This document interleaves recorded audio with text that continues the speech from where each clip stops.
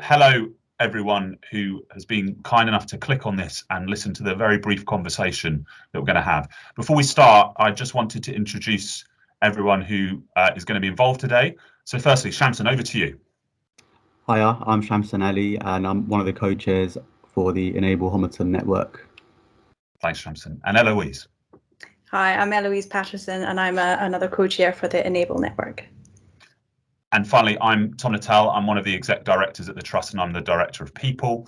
And I'm really fortunate to be joined by Eloise and Shamsun today. And what we wanted to talk about was why it's really important that organisations, but particularly Homerton, chooses to celebrate the contribution of our disabled and differently abled people who work here. So a very quick reflection from me, Shamsun, Eloise, and then maybe your reflections too. I've learned a lot. In the last 2 years, we've established staff networks, and we've established the Enable network within that, or rather you guys have. And it's a really important and I think widely recognised network across the whole organisation. I realised that if we're really serious about these networks, what we've got to do is work with you guys so that you can tell us as an organisation, the leadership and other people in the organisation, what we can do differently to improve the experience for our disabled and differently abled people. And in fact, what are some of the challenges that they face, and really commit to that. What's been your experience over the last 2 years, and what thoughts do you have based on that experience? Shamsun, should we go to you first? So over the last 2 years, since we've been running the network, we've had a lot of interest, actually. I think there's been a lot of interest from people with disabilities and who are differently abled, and also their line managers as well, because before the network was set up, there wasn't a lot of information regarding things like accessing, having the ability to access work, and also line managers. A lot of line managers weren't aware of how to sort of approach those subjects with their staff and how to make sort of changes in order for their staff members to be able to get on with their jobs on an equal footing with their able-bodied colleagues. And that's one of the key things that we've found over the last couple of years. That's a really important point, I think, and something I know you guys have raised before and that we're working on. Eloise, how about you? What have you reflected on in the last 2 years? Yeah, I agree with Shamsun in that that's one of the key things, is being able to change the culture around how people feel supported within being able to do their jobs, and for the organisation to become more disability confident, having the resources for managers to be able to do that, and staff to be able to understand their own experience as well.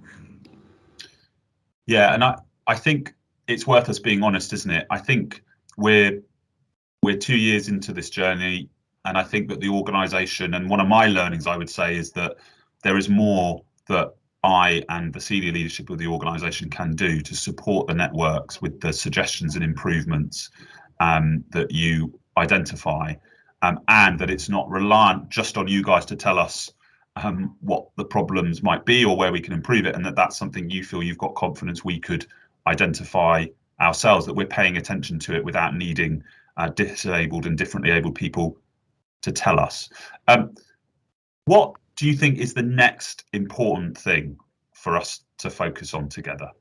Providing the resources, I think, and celebrating. So Friday is the International Day of Persons with Disabilities, and I think celebrating that, being able to support people and show them that they're valued and appreciated is really important, and the Trust taking that step and making a decision to celebrate that, and then getting resources. So for example, accessing Purple Space, where we can get those resources to managers and to staff as well for personal development. Yeah, and I think it's about acknowledging that people who would see themselves as disabled or differently abled may not always be or feel ready or comfortable yet to tell everyone that fact, and that one of the ways we create an environment where people feel comfortable to share that with us, or to help managers understand that that's really important, is, as you say, through celebrating it, Eloise. And I hope that Friday and other days in the future allow us to do that better. And of course, I hear your point about resources, and that's something that we continue to work with you on. I know we're doing quite well on that, but I know that there is more that we could do, and I'm really grateful for your support and your patience as we work that through. Shamsun, was there anything else that you wanted to say before we bring the conversation to a close? Yeah, no, I think I'd agree with Eloise and what she has said already. I think just to go back to the previous point, I think it is really important that we get line managers on board to support colleagues and also to support line managers, hopefully through this Purple Light Up hub. Great. I think it just allows staff to feel like they can share more of themselves, because Shamsun and I have had to share a lot of ourselves to represent the network, and yes, that is not always easy, but hopefully that will help more people to feel like they can share with their managers about their disabilities or differently abled abilities. Yeah, and I think there's something about how all of us learn to share more of ourselves at work so that we can identify where there is greater commonality than perhaps before, but also to recognise that in the roles that you have both taken on, that requirement to share more, that's a challenge, as you say, at times, and that's something that everyone should participate in, and that we should create an environment where people feel safe to do that. So I'm really grateful for what you've said there. Thank you so much for your time. I realise that you guys have other commitments, including day jobs, which you have found a way to step out of for this conversation. We have definitely gone over the time that we committed to, but I hope and we will ensure that we put this out to everyone. And for everyone who's watched, we're so grateful for your time. Thank you. Thanks, everyone.